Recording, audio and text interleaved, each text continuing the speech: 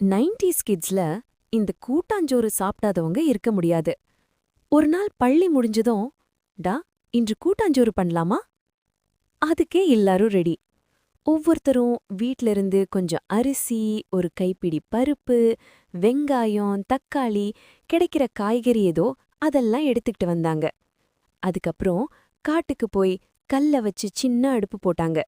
ஒரு பாத்திரத்துல தண்ணி ஊத்தி அரிசி, பருப்பு, காய்கறி எல்லாம் சேர்த்து, டா உப்பு போட்டியா?